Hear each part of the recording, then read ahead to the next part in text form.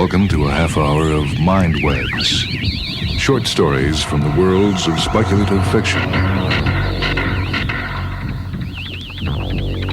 The first story is from the book Science Fiction for People Who Hate Science Fiction, edited by Terry Carr. It's The Man with English by H.L. Gold.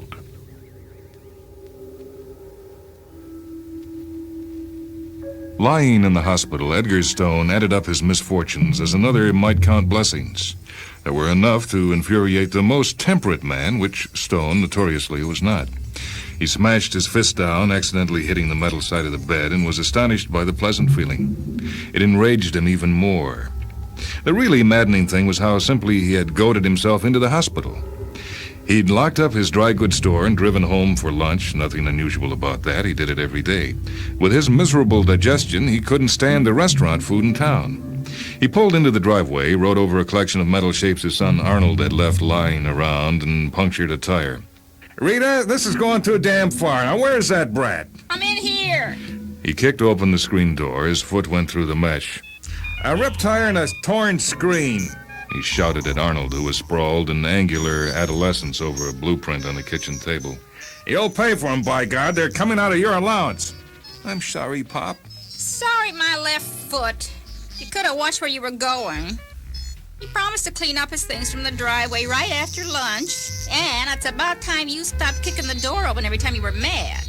Mad? Well, who wouldn't be mad? Me, hoping he'd get out of school and come into the store, and all he wants to do is become an engineer. An engineer, and he can't even make change when he helps me out in the store. He'll be whatever he wants to be. Please, I can't concentrate on this plan. Edgar Stone was never one to restrain an angry impulse. He tore up the blueprint and flung the pieces down on the table. Oh, Pop. Don't say "oh, Pop" to me. You're not going to waste a summer vacation on junk like this. You'll eat your lunch and come down to the store, and you'll do it every day for the rest of the summer. Oh, we will, Willie. To catch up on his studies. And as for you, you can go back and eat in the restaurant. You know I can't stand that slop. You'll eat it because you're not having lunch here anymore. I've got enough to do without making 3 meals a day. But I can't drive back with that tire. He did, though not with a tire. He took a cab. It cost $1 plus tip. Lunch was $1.50 plus tip. Bicarb at the right drugstore a few doors away, and in a great hurry, came to another 15 cents, only it didn't work. And then, Miss Ellis came in for some material. Miss Ellis could round out any miserable day. She was 50, tall, skinny, and had thin, disapproving lips. She had a sliver of cloth clipped very meagerly off a hem that she intended to use as a sample. The arms of the slipcover on my reading chair wore through. I bought the material here, if you remember. That was about 7 years ago. 6.5. I paid enough for it. You'd expect anything that expensive to last. The style was discontinued. I have something here, Miss Ellis. I do not want to make an entire slipcover, Mr. Stone. All I want is enough to make new panels for the arms. 2 yards should do very nicely. 2 yards, Miss Ellis? At the most. I sold the last of that material years ago. I want this same pattern. Well, then I'll have to order it and just hope that one of my wholesalers still has some of it in stock. Not without looking for it first right here. You won't order it for me. You can't know all the materials you have on these shelves. Stone felt all the familiar symptoms of fury, the sudden pulsing of the temples, the lurch and bump of his heart as adrenaline came surging in like the tide at the Firth of Forth, the quivering of his hands, the angry shout pulsing at his vocal cords from below. I'll take a look, Miss Ellis. She was president of the Ladies' Cultural Society and dominated it so thoroughly that the members would go clear to the next town for their dry goods rather than deal with him if he offended this sour stick of stubbornness. If Stone's life insurance salesman had been there, he would have tried to keep Stone from climbing the ladder that ran around the 3 walls of the store. He probably wouldn't have been in time. Stone stamped up the ladder to reach the highest shelves where there were scraps of bolts. One of them might have been the remnant of the material Miss Ellis had bought 6.5 years ago. But Stone never found out. He snatched one, glaring down meanwhile at the top of Miss Ellis's head, and the ladder skidded out from under him. He felt his skull collide with the counter. He didn't feel it hit the floor. God damn it, you could at least turn on the lights. There, Edgar. Everything's gonna be fine. Just fine. What's wrong with me? Am I blind? How many fingers am I holding up? Stone was peering into the blackness. All he could see before his eyes was a vague blot against a darker blot. None. Who are you? Dr. Rankin. That was a nasty fall you had, Mr. Stone. A concussion, of course, and a splinter of bone driven into the brain. I had to operate to remove it. Well, then you cut out a nerve. You did something to my eyes. There doesn't seem to be anything wrong with him. I'll take a look, though, and see. Now, dear, you're going to be all right. Sure you will, Pop. Is that young stinker here? He's the cause of all this. Temper. Accidents happen, Mr. Stone. Stone heard him lower the Venetian blinds. As if they had been a switch, light sprang up and everything in the hospital became brightly visible. Well, that's more like it. It's night, and you're trying to save electricity, right? It's broad daylight, Edgar, dear. All Dr. Rankin did was lower the blinds and... Please, if you don't mind, I'd rather take care of any explanations that have to be made. He came at Stone with an ophthalmoscope, and when he flashed it into Stone's eyes, everything went black, and Stone let him know it vociferously. Black? Are you positive? Not a sudden glare? Black. And what's the idea of putting me in a bed filled with breadcrumbs? Why, it was freshly made. Crumbs. That's right, you heard me, and the pillow's got rocks in it. What else is bothering you? It's freezing in here. It was summer when I fell off the ladder. Don't tell me I've been unconscious clear through till winter. No, Pop, that was yesterday. I'll take care of this. I'm afraid you and your son will have to leave, Mrs. Stone. I have to do a few tests on your husband. Will he be all right? Oh, yes, of course. Shock, you know. Gosh, Pop, I'm sorry all this happened. I got the driveway all cleaned up. And we'll take care of the store, Ed, till you're better. Don't you dare. You'll put me out of business. The doctor hastily shut the door on them and came back to the bed. Stone was clutching the light summer blanket around himself. He felt colder than he'd ever been in his life. Can't you get me more blankets? You don't want me to die of pneumonia, do you? Dr. Rankin opened the blinds and asked, What's this like? Night. What is it, a new idea to save electricity, hooking up the blinds to the light switch? The doctor closed the blinds and sat down beside the bed. He was sweating as he reached for the signal button and pressed it. A nurse came in, blinking in their direction. Why don't you turn on the light? Huh? They are. Nurse, I'm Dr. Rankin. Get me a piece of sandpaper, some cotton swabs, let's see, and an ice cube and Mr. Stone's lunch. Is there anything he shouldn't eat? That's what I want to find out, nurse. Now hurry, please. And some blankets. Blankets, Doctor? Half a dozen will do, I think. It took her 10 minutes to return with all the items. Stone wanted them to keep adding blankets until 7 were on him, and he still felt cold. Maybe some hot coffee. The doctor nodded, and the nurse poured a cup, added a spoon and a half of sugar he requested, and he took a mouthful. He sprayed it out violently. Ice cold! And who put salt in it? Salt? It's so dark in here. I'll attend to it, nurse. Thank you. She walked cautiously to the door and went out. Try this, said the doctor after filling another cup. Well, that's better. Damn practical joker. They shouldn't be allowed to work in hospitals. And now, if you don't mind, I'd like to try several tests. Stone was still angry at the trick played on him, but he cooperated willingly. Dr. Rankin finally sagged back in the chair. The sweat ran down his face and into his collar, and his expression was so dazed that Stone was alarmed. What's wrong, Doctor? Am I going to... No, it's not that. No danger. At least I don't believe there is, but I can't even be sure of that anymore. You can't be sure if I'll live or die?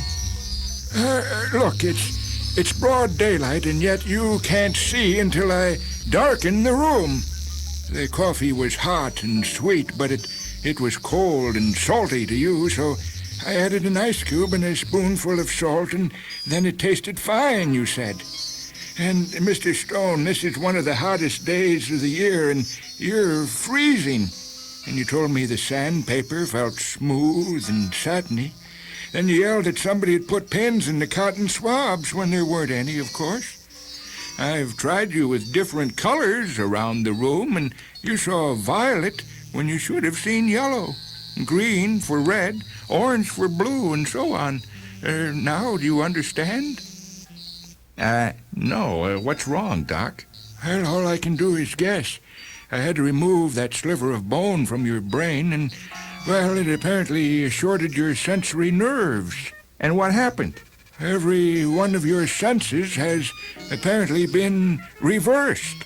You feel cold for heat, heat for cold, smooth for rough, rough for smooth, sour for sweet, sweet for sour, and so forth, Mr. Stone, and you see colors backward. Murderer! You thief! You've ruined me! The doctor sprang for a hypodermic and sedative. Just in time, he changed his mind and took a bottle of stimulant instead. It worked fine, though injecting it into a screaming, thrashing patient took more strength than he'd known he owned. Stone fell asleep immediately. Now there were 9 blankets on Stone, and he had a bag of cement for a pillow, when he had his lawyer, Manny Lubin, in to hear the charges that he wanted brought against Dr. Rankin. The doctor was there to defend himself, and Mrs. Stone was present in spite of her husband's objections. Well, I'll be honest with you, Mr. Lubin. I've hunted for cases like this in medical history, and this is the first one ever to be reported. Well, except I actually haven't reported it yet. I'm hoping it'll reverse itself. That sometimes happens, you know. And what am I supposed to do in the meantime? I'll have to go out wearing an overcoat in the summer and shorts in the winter, and people will think I'm a maniac or something. And they'll be sure of it because I'll have to keep the store closed during the day and open at night. I can't see except in the dark. And matching materials. I can't stand to feel the smooth cloth, and I see colors backward. How would you like to have to put sugar on your food and salt in your coffee? But we'll work it out, Edgar, dear. Arnold and I can take care of the store. You always wanted him to come into the business, so that ought to please you. As long as I'm there to watch him, it will. And Dr. Rankin said maybe things will straighten out. Well, what about that, Doctor? As his attorney, I'm interested in what are Stone's chances. I don't know. This has never happened before. All we can do is hope. Hope nothing. I want to sue him. He's got no right to go meddling around and turn me upside down. Any jury would give me $250,000. Oh, I'm no millionaire, Mr. Stone. But the hospital has money. We'll sue you and the trustees. Well, I'm afraid we wouldn't have a case, Mr. Stone. It was an emergency operation, and any surgeon would have had to operate. Am I right, Dr. Rankin? The doctor explained what would have happened if he had not removed the pressure on the brain resulting from the concussion, and the danger that the bone splinter, if not extracted, might have gone on traveling and caused possible paralysis or death. Well, that'd be better than this. But medical ethics couldn't allow him to let you die, Mr. Stone. He was doing his duty. That's point 1. Mr. Lubin is absolutely right, Edgar. There, you see, everybody's right but me. Will you get her out of here before I have a stroke? Her interests are also involved. And point 2 is that the emergency came first. The after effects couldn't be known or considered. Any operation involves risk, even the excising of a corn. I had to take those risks. You had to take them? All right, what are you leading up to, Lubin? Well, what I mean to say, Mr. Stone, is that we'd lose. Yeah, so we'd lose, but if we sue, the publicity would ruin him. I want to sue. For what, Edgar, dear? We'll have a hard enough time managing. Why throw good money after bad? Why didn't I marry a woman who'd take my side, even when I'm wrong? Revenge, that's what. And he won't be able to practice, so he'll have time to find out if there is a cure. And at no charge either. I won't pay him another cent. Well, I'm willing to see what can be done right now. And it wouldn't cost you anything, naturally. What do you mean? Why, if I were to perform another operation, I'll be able to see which nerves were involved. There's no need to go into the technical side of it right now, but it is possible to connect nerves. Of course, there are a good many, which complicates things, but the splinter went through several layers, you must remember. Are you offering to attempt to correct the injury, Gradus? Certainly, I mean to say I'll do my absolute best, but keep in mind, please, that there is no medical precedent. Well, in view of the fact that we have no legal grounds whatever for suit, does this offer of settlement satisfy your claim against him, Mr. Stone? Oh, yes. Yeah, I guess so. Well, then it's in your hands, Doctor. I'll have him prepared for surgery right away. It better work this time. Stone warned, clutching a handful of ice cubes to warm his fingers. Stone came to foggily. He didn't know it, but he had given the anesthetist a bewildering problem which finally had been solved by using fumes of aromatic spirits of ammonia. Now 4 blurred figures around the bed seemed to be leaning precariously toward him. Hey, Pop. Pop, look, he's coming out of it. Pop! Edgar? Speak to me, Edgar, dear. See how he is, Doctor. Oh, he's fine. He must be. The blinds are open, and he's not complaining that it's dark or that he's cold. How are we feeling, Mr. Stone? It took a minute or two for Stone to move his swollen tongue enough to answer. And he wrinkled his nose in disgust and demanded, What smells purple?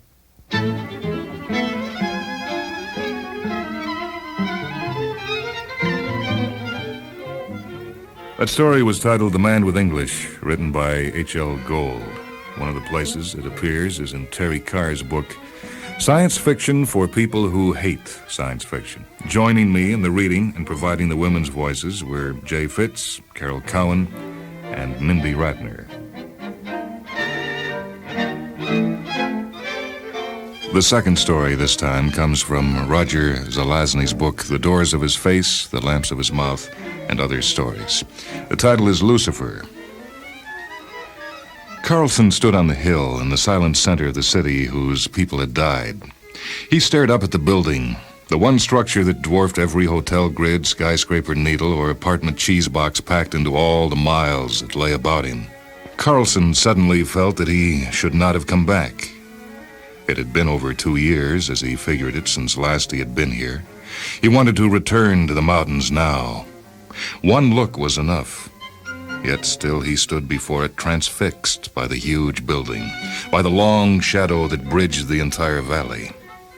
He shrugged his thick shoulders then in an unsuccessful attempt to shake off memories of the days 5, or was it 6 years ago, when he had worked within the giant unit.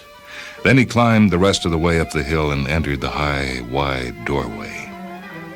His fiber sandals cast a variety of echoes as he passed through the deserted offices and into the long hallway that led to the belts. The belts, of course, were still. There were no thousands riding them. There was no one alive to ride. Their deep belly rumble was only a noisy phantom in his mind as he climbed onto the one nearest him and walked ahead into the pitchy insides of the place. It was like a mausoleum. There seemed no ceiling, no walls, only the soft pat-pat of his soles on the flexible fabric of the belt. When he reached the lift, he set off to the right of it until his memory led him to the maintenance stairs.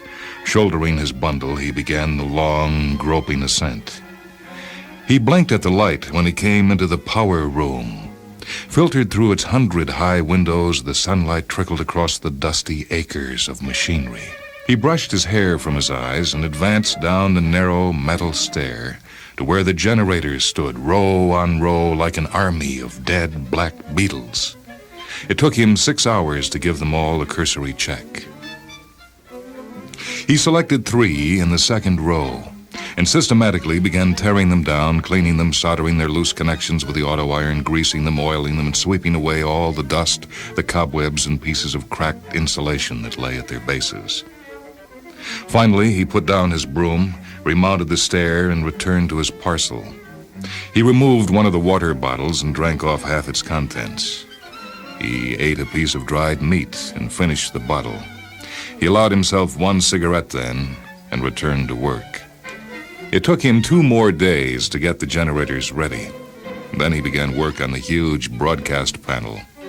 It was in better condition than the generators because it had last been used 2 years ago, whereas the generators, save for the 3 it burned out last time, had slept for over 5, or was it 6 years. He soldered and wiped and inspected until he was satisfied. Then only one task remained. All the maintenance robots stood frozen in mid-gesture. Carlson would have to wrestle a 300-pound power cube without assistance. If he could get one down from the rack and onto a cart without breaking a wrist, he would probably be able to convey it to the igniter without much difficulty. Then he would have to place it within the oven. He had almost ruptured himself when he did it 2 years ago, but he hoped that he was somewhat stronger and luckier this time. It took him 10 minutes to clean the igniter oven. Then he located a cart and pushed it back to the rack. One cube was resting at just the right height, approximately 8 inches above the level of the cart's bed. He kicked down anchor chocks and moved around to study the rack. The cube lay on a downward slanting shelf, restrained by a 2-inch metal guard. He pushed at the guard. It was bolted to the shelf. Returning to the work area, he searched the toolboxes for a wrench. Then he moved back to the rack and set to work on the nuts. The guard came loose as he was working on the 4th nut. He heard a dangerous creak and threw himself back out of the way, dropping the wrench on his toes. The cube slid forward, crushed the loosened rail, teetered a bare moment, and then dropped with a resounding crash onto the heavy bed of the cart. The bed surface bent and began to crease beneath its weight. The cart swayed toward the outside. The cube continued to slide until over half a foot projected beyond the edge. And then the cart righted itself and shivered into steadiness. Gingerly, he guided it up the aisle and between the rows of generators until he stood before the igniter. He anchored the cart again, stopped for water and a cigarette, then searched up a pinch bar, a small jack, and a long flat metal plate. He laid the plate to bridge the front end of the cart in the opening to the oven. He wedged the far end in beneath the igniter's door frame. Unlocking the rear chocks, he inserted the jack and began to raise the back end of the wagon slowly, working with one hand and holding the bar ready in the other. The cart groaned as it moved higher. Then a sliding, grating sound began, and he raised it faster. With a sound like the stroke of a cracked bell, the cube tumbled onto the bridgeway. It slid forward and to the left. He struck at it with a bar, bearing to the right with all his strength. About half an inch of it caught against the left edge of the oven frame. The gap between the cube and the frame was widest at the bottom. He inserted the bar and heaved his weight against it 3 times. Then it moved forward and came to rest within the igniter.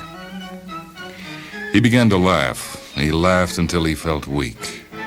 He sat on the broken cart, swinging his legs and chuckling to himself until the sounds coming from his throat seemed alien and out of place. He stopped abruptly and slammed the door. The broadcast panel had 1,000 eyes, but none of them winked back at him. He made the final adjustments for transmit, then gave the generators their last checkout. After that, he mounted a catwalk and moved to a window. There was still some daylight to spend, so he moved from window to window, pressing the open button set below each sill.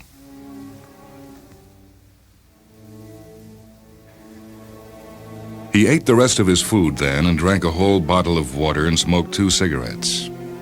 Sitting on the stair, he thought of the days when he had worked with Kelly and Murchison and Dajinski, twisting the tails of electrons until they wailed and leapt out over the walls and fled down into the city. The clock. He remembered it suddenly, set high on the wall to the left of the doorway, frozen at 9:33 and 48 seconds. He moved a ladder through the twilight and mounted it to the clock. He wiped the dust from its greasy face with a sweeping circular movement. Then he was ready. He crossed to the igniter and turned it on. Somewhere the ever batteries came alive, and he heard a click as a thin, sharp shaft was driven into the wall of the cube. He raced up the stairs and sped hand over hand up to the catwalk. He moved to a window and waited. "God," he murmured, "don't let him blow. Please don't." Across an eternity of darkness, the generators began humming. He heard a crackle of static from the broadcast panel, and he closed his eyes. The sound died. He opened his eyes as he heard the window slide upward. All around him, the 100 high windows opened. A small light came on above the bench in the work area below him, but he did not see it. He was staring out beyond the wide drop of the Acropolis and down into the city, his city. The lights were not like the stars. They beat the stars all to hell. They were the gay, regularized constellation of a city where men made their homes. Even rows of street lamps, advertisements, lighted windows in the cheese box apartments, a random solitaire of bright squares running up the sides of skyscraper needles. A searchlight swiveling its luminous antenna through cloud banks that hung over the city. He dashed to another window, feeling the high night breezes comb at his beard. Belts were humming below. He heard their wry monologues rattling through the city's deepest canyons. He pictured the people in their homes and theaters and bars, talking to each other, sharing a common amusement, playing clarinets, holding hands, eating an evening snack. Sleeping road cars awakened and rushed past each other in the levels above the belts. The background hum of the city told him its story of production, of function, of movement, and service to its inhabitants. The sky seemed to wheel overhead as though the city were its turning hub in the universe, its outer rim. Then the lights dimmed from white to yellow, and he hurried with desperate steps to another window. No, not so soon. Don't leave me yet," he sobbed. The windows closed themselves, and the lights went out. He stood on the walk for a long time, staring at the dead embers. A smell of ozone reached his nostrils. He was aware of a blue halo about the dying generators. He descended and crossed the work area to the ladder he had set against the wall. Pressing his face against the glass and squinting for a long time, he could make out the position of the hands. 9:35 and 21 seconds, Carlson read. "Do you hear that?" he called out, shaking his fist at anything. 93 seconds. I made you live for 93 seconds. Then he covered his face against the darkness and was silent. After a long while, he descended the stairway, walked the belt, and moved through the long hallway and out of the building. As he headed back toward the mountains, he promised himself again that he would never return.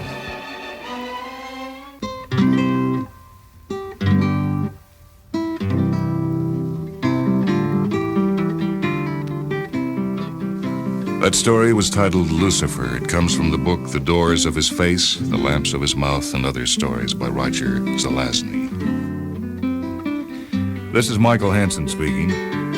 Technical production for MINDWEBS by Leslie Hilsenhoff and Steve Gordon.